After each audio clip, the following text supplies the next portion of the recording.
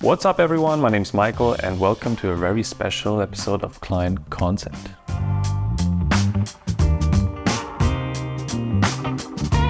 So before we get into it, I really want to say a big thank you to everyone who's been supporting this channel so far. I started this channel a couple of weeks ago and I'm very happy to see that the last steel frame upcycling build video has hit over 43,000 views already, a bunch of very supportive and useful comments as well. So yeah, thanks a lot. And as I've seen that you seem to be very interested in steel bikes and steel frames, and there seems to be a lot of love out there for these kind of bikes, I wanted to make a very special episode today and talk about the favorite bike that I have, which gives me most pleasure while riding it. And it actually is a steel frame as well. So just to give you a little bit of background, at the moment here in my place in Berlin, I'm having four bikes on hand. One is this one, which is the very first Client Concept. We're gonna talk about that one in a second. It's an ultra lightweight steel frame, I would say. Then there is the Client Concept that I've just built in the previous video. Then there is the standard Pfadfinder, which is also a steel frame, kind of road/gravel frame. And there is the Yoleo R12, which is a carbon frame, which was my favorite frame and my favorite bike last year, which I also took on a cycling vacation in Mallorca. Really loved it. Just had to take it apart for some components that I needed during the winter season. But that rebuild is gonna come up back soon as well. And then you've seen me riding the BMC recently, because I was just visiting my parents over the past weeks, and that's where I have my BMC, also a carbon frame. I gotta say it's maybe the least favorite bike of mine. But anyways, it's not about that, but just wanted to give you a little bit of context in regards to how special this bike is for me. So as I said, this is now my most favorite bike, which gives me the most motivation of getting out there and actually riding it. I bought this bike secondhand, and when I bought it, it looked like this.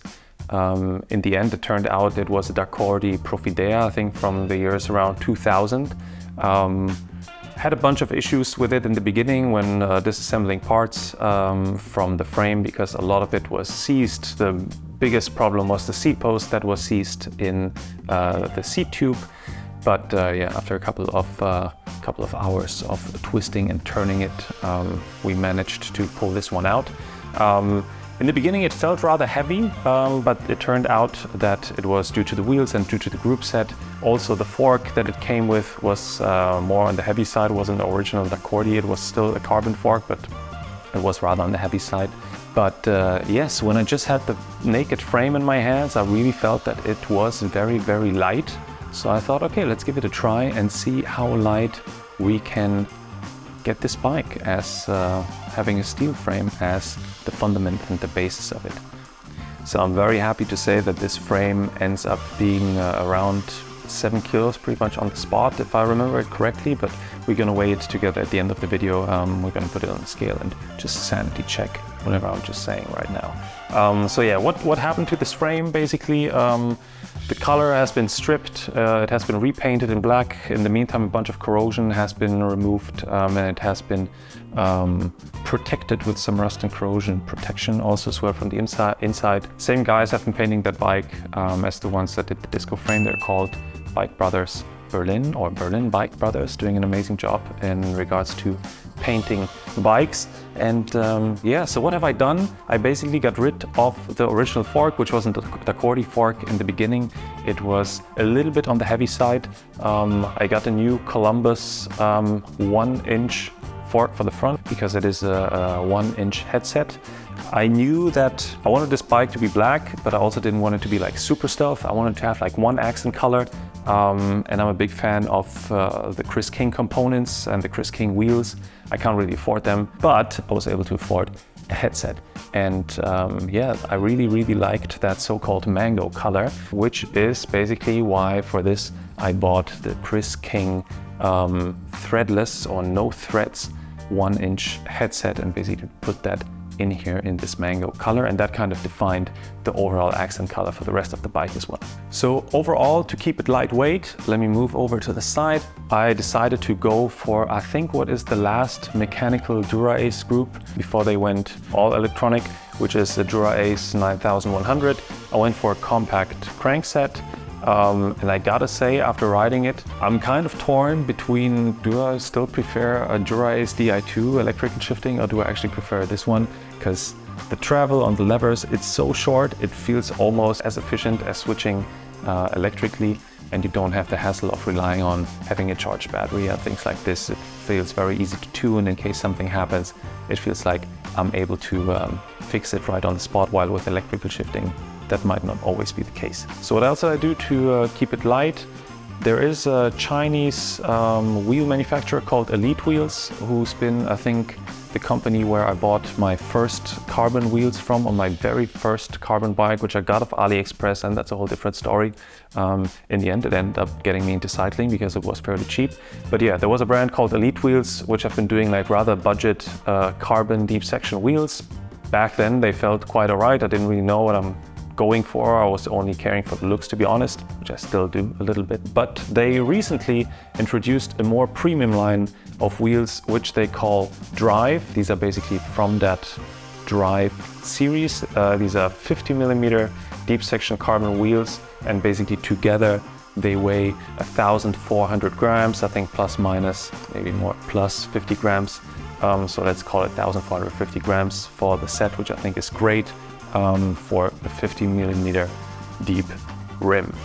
On those wheels I got Continental GP 5000 set up tubeless with some Silca tubeless sealant, which from the tests that I've seen seem to be one of the better ones. At least so far I didn't really have any issues with punctures. On those wheels I also upgraded the regular quick release skewers with titanium ones, just trying to get every gram and save every gram in there. So on the hub, on the rear wheel, we have a Dura Ace 1125 cassette, also to keep it very light. Bought secondhand because, I mean, the new prices for such a cassette are just ridiculous. And I found one on also our local eBay, which was barely used for pretty much half the price. And to close the topic on the wheels, I also added some Mango Chris King tubeless valves. When it comes to the brakes, I found some EE brakes also in the color orange, and that fitted the Mango color quite well. So of course I went for them because they're also like ridiculously lightweight, and pretty much all the cables that are going into the brakes as well as into the shifters are jack wire cable housings, also in orange. They're not really 100% matching the orange of the Chris King and of the EE brakes, but I'd say good enough. I guess the road bike style police is not going to arrest me for those. So let's talk about the little bit more juicy bits, especially around the cockpit.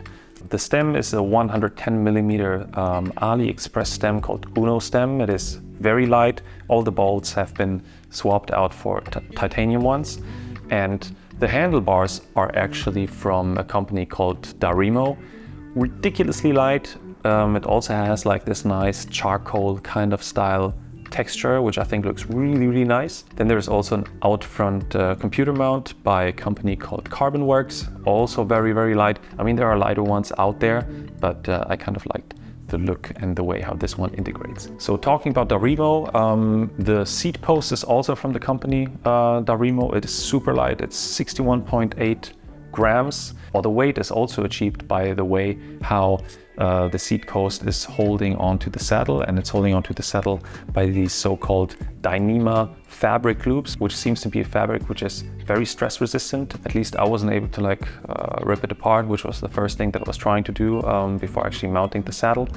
So yeah, saddle isn't moving anywhere on those rides so far. In regards to the saddle, it's a Prologo Dimension 143. I really, really like this one. I don't have any big issues with like numbness in that area.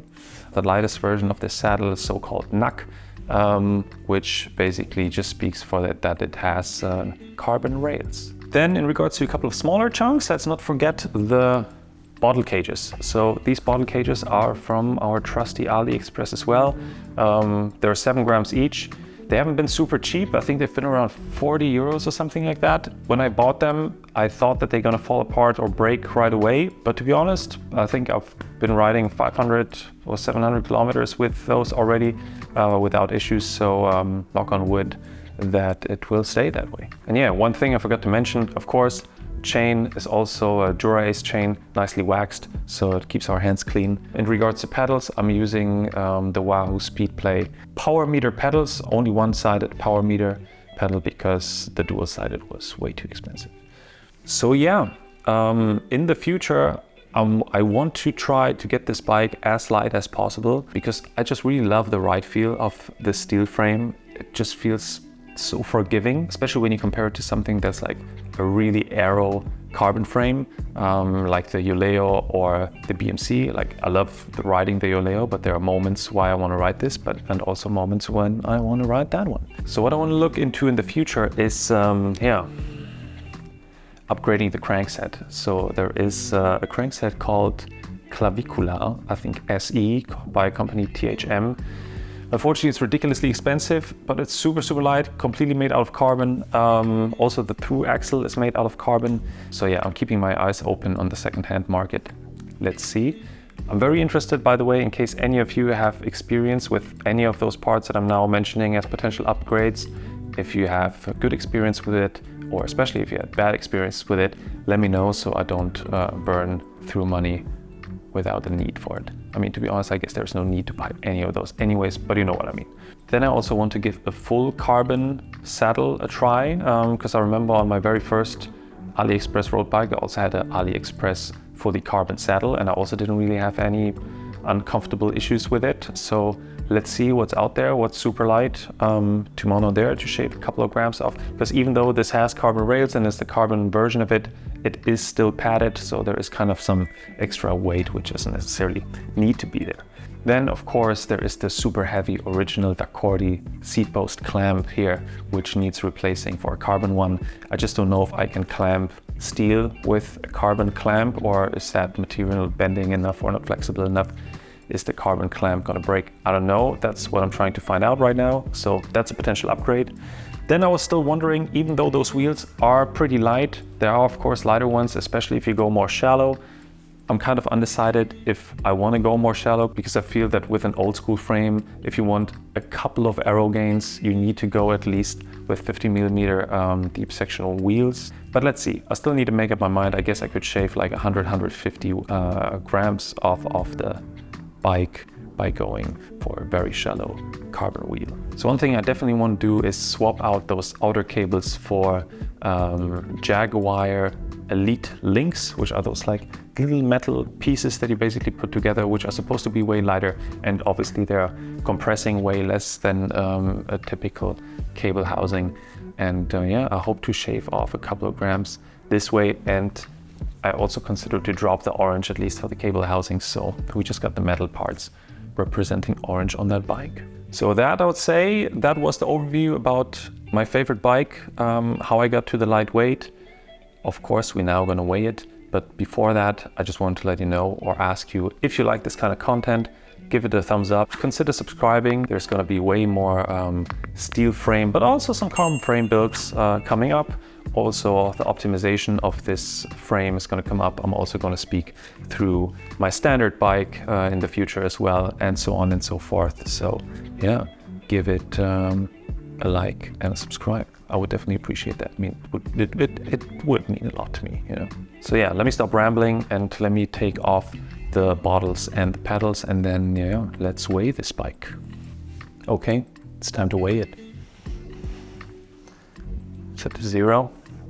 I know we shouldn't be mounting it by the seat, but just this one time.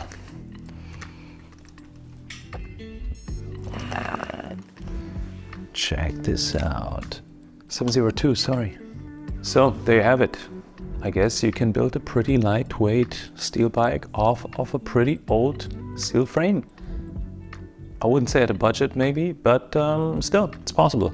And let's see if we can get it UCI illegal with a couple of more extra tunes.